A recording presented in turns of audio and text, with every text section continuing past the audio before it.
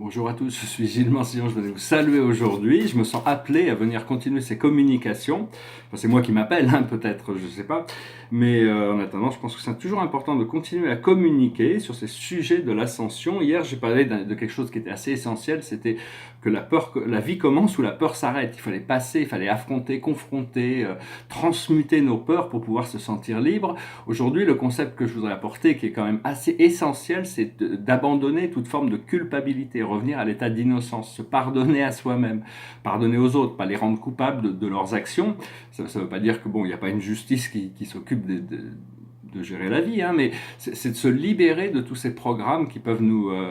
bien que bon, on a forcément des raisons de s'en vouloir, on a tous des raisons de s'en vouloir, il faut arriver absolument à passer par-dessus pour justement pouvoir se libérer de ces anciennes connexions qui ne nous apportent plus rien, hein. C'est des choses anciennes, et donc il faut faire un trait sur le passé.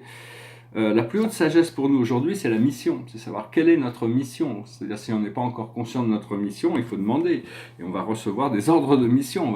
Une fois qu'on a compris notre mission, la raison pour laquelle on s'est incarné sur Terre, la vie prend un sens et les choses deviennent plus faciles. Il faut accepter sa mission, accepter cette divinité intérieure, se reconnaître dans la lumière.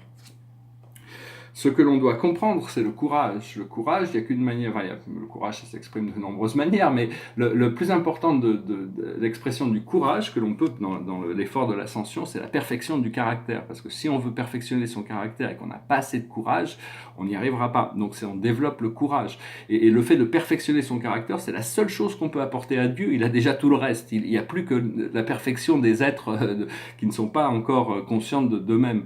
Et donc, cette perfection du courage va avec la perfection de la compassion et de la lucidité. Au plus on a de courage, au plus notre compassion, notre amour se développe et notre lucidité, notre lumière se développe. Au plus nous avons de compassion, automatiquement le courage augmente et la lucidité aussi. Et au plus on devient lucide, au plus on a envie d'aimer et on se perfectionne pour se rapprocher de plus de lucidité même. Ce que l'on doit faire, c'est la requête. On doit être clair, on doit demander pour recevoir. Et à partir du moment où on demande, l'univers nous l'apporte. Donc c'est savoir quelles sont nos demandes, nos requêtes. Il faut essayer d'éviter de projeter des choses que l'on ne veut pas dans le monde invisible, parce que le procédé de réflexion est de plus en plus rapide. Les temps s'accélèrent jusqu'au moment où le temps va disparaître. Il n'y aura plus de temps, c'est la fin du temps. On va devoir mourir au temps pour pouvoir renaître dans l'éternel. Et donc c'est pas une question, c'est pas une mort physique, c'est une mort psychologique, une sorte de renaissance, utiliser le phénix pour renaître. Et donc, mais enfin bon, on a tous des requêtes personnelles qui sont par rapport à nos plans personnels. Il faut arriver à se respecter, s'aimer soi-même assez pour accepter nos préférences, même si les j'aime et j'aime pas de l'ego doivent être déconnectés pour pouvoir voir le champ unifié. Mais après ça, il faut accepter nos préférences. On n'a pas besoin c'est pas parce que tout le monde préfère quelque chose qu'on doit préférer cette chose. On doit être honnête, sincère. Comme Shakespeare disait, to sign oneself be true. À ton être véritable soit réel. Et donc se connaître soi-même, il faut être patient, il faut avoir de l'amour pour soi-même, être son meilleur coach. On a tout ce qui existe à l'extérieur, existe aussi à l'intérieur dans des formes plus raffinées. C'est ce que Jésus parlait en disant l'univers de Dieu n'est pas de ce monde, il est autre. Mais en réalité, il est à l'intérieur de vous, c'est ce qu'il a dit. Le royaume de Dieu est à l'intérieur de vous.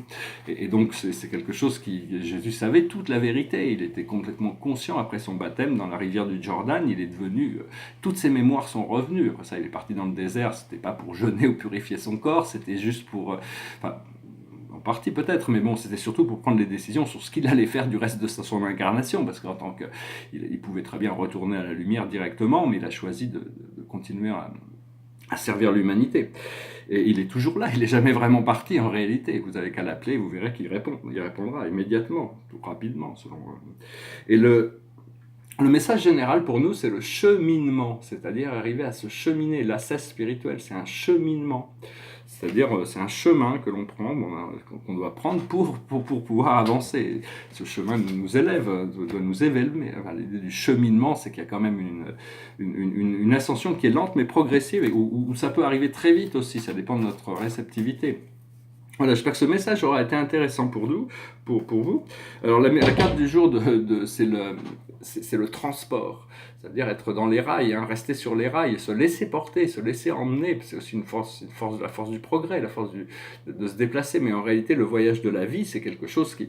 On est dans un voyage, mais on n'a pas besoin d'aller nulle part. C'est notre conscience qui voyage. On va apprendre qu'on n'est pas limité par les formes du monde physique au fur et à mesure qu'on pourra commencer à développer cette connaissance du monde astral, et on pourra voyager au-delà de notre corps physique, notre conscience. C'est ce que j'explique dans mon livre avec ces voyages interdimensionnels. Dépasser le monde physique, projeter sa conscience dans une dimension de lumière, recevoir l'expérience, l'information pour ramener cette information, cette lumière.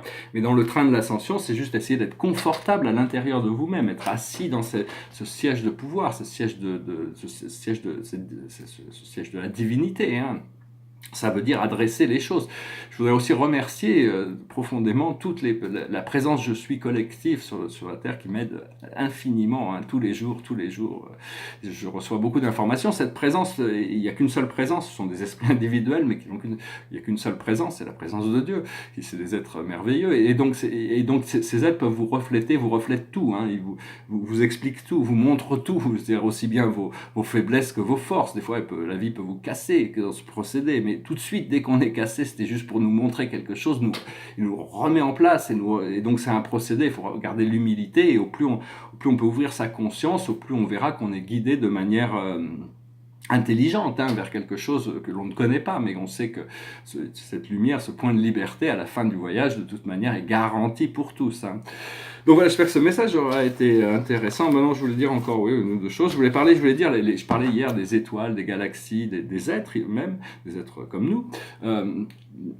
Toutes les formes d'êtres ont tous des origines différentes et des destinées différentes. Mais en réalité, il n'y a qu'une seule origine pour tout le monde, c'est Dieu, et qu'une seule destinée pour tout le monde, c'est Dieu. C'est l'unité. L'un, peu importe, Dieu, c'est un mot, mais c'est cet être universel. Et donc, mais enfin, on a tous été créés par groupe. Un groupe d'âmes, un groupe de familles d'âmes, et on a tous été créés de manière différente, dans des endroits différents, donc c'est important de se reconnecter à notre origine. C'est un des premiers points que l'on devrait essayer d'atteindre, hein. Il faut savoir aussi que toutes les formes de matière dans l'univers sont éventuellement, ça peut prendre énormément de temps des fois, mais éventuellement fusionneront dans la lumière, c'est-à-dire elles atteindront le statut de la lumière et de la vie, rentreront dans les plans subtils. Et quand un être comme Jésus était arrivé à la lumière et à la vie, hein, quand à 29 ans, il avait atteint, quand il a été baptisé par John, son cousin, il a eu cette ouverture, il est ascensionné, il est rentré dans la lumière et la vie, mais ça, il n'a pas pu fusionner avec sa présence je suis, je révèle ça parce que c'est déjà révélé dans l'Urantia, hein, c'est pas des secrets spirituels, c'est que sa présence je suis s'est personnifiée et est devenu le chef de toutes les présences je suis de tout l'univers. Donc c'est pour ça qu'aussi ça lui donne un pouvoir supérieur, enfin pas un pouvoir supérieur, mais une présence qui permet de guider l'humanité vers la lumière, au retour à la source. Donc c'est important de travailler avec ces grands êtres, ces êtres qui sont des assistants, des frères, des sœurs. Et donc on se rapproche vers des... Donc voilà, je voulais...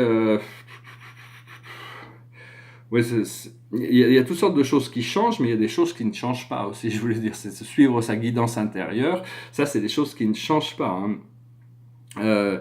Et donc, comprendre cette loi de l'un, c'est quelque chose... Aussi, oui, c'est-à-dire qu'il vaut mieux faire les choses et rater plutôt que d'avoir peur de faire les choses au cas où on raterait, hein. Donc, parce que à chaque fois qu'on agit, même si on agit, c'est pas exactement le résultat qu'on veut, au moins on a appris quelque chose et on s'enrichit. Donc il faut pas avoir. Donc je voulais parler aussi d'Agartha aussi. Bientôt, on va pouvoir se reconnecter avec cette terre intérieure. Il y a toute une civilisation plus avancée que la nôtre qui vit à l'intérieur de la Terre. On peut voir l'émanation de cette lumière dans les aurores boréales, hein.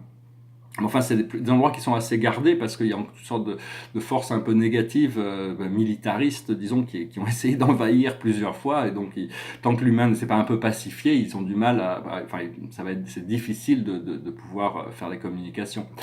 Mais enfin, bon, ça va venir. Connecter avec Agartha, réveillez-vous, demandez à ce que pendant vos rêves, vous soyez emmenés là-bas pour visiter cet univers merveilleux et de ramener cette mémoire le matin. C'est important, c'est un petit exercice. Et surtout, abandonner la culpabilité vérité, c'est le message de la journée, hein, voilà. On est libre, on est serein, on est innocent, on est pur, on est des créations divines tous, et donc au fur et à mesure on se rapproche de ça, on arrive à s'élever dans quelque chose, on n'est plus bousculé par toutes ces énergies transformationnelles du monde terrestre, on transmute au fur et à mesure. Et donc le tableau derrière moi, ça fait partie des intérieurs, c'est sur le 2009, c'était la fin d'une série. Je vais peut-être certainement repartir dans ces intérieurs, mais enfin il y a beaucoup de détails subtils dans tous ces tableaux qui sont assez... puis là il y a une sorte de voûte céleste au-dessus, c'est une sorte de skylight. Alors, je n'avais pas prévu de chanter, puis bon, je me suis dit autant chanter. Donc, et puis il y avait une chanson qui m'est passée par la tête, et j'ouvre au hasard parmi toutes mes paroles, et pouf, je tombe dessus. Donc voilà, c'est une chanson qui parle d'oublier toutes ces croyances, de revenir à l'amour, de revenir à l'un, de vivre dans la paix, dans la joie, dans le bonheur. Il n'y a aucune raison, toutes ces croyances, tout ce qui divise, divise, mais tout ce qui nous unifie nous rend plus heureux. Et donc c'est une chanson très connue, qui s'appelle Imagine. Imagine there's no heaven. It's easy if you try. No hell below us. Above us only sky. Imagine all the people living for today. Hey, hey. Hey, hey, imagine there's no countries. It isn't hard to do. Nothing to kill or die for. And no religion too. Imagine all the people living life in peace.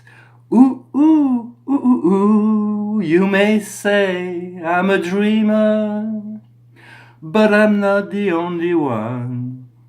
I hope someday you'll join us, and the world will be as one.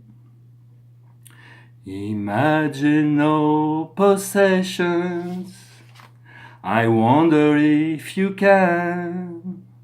No need for greed or hunger, a brotherhood of men. Imagine all the people sharing all the world.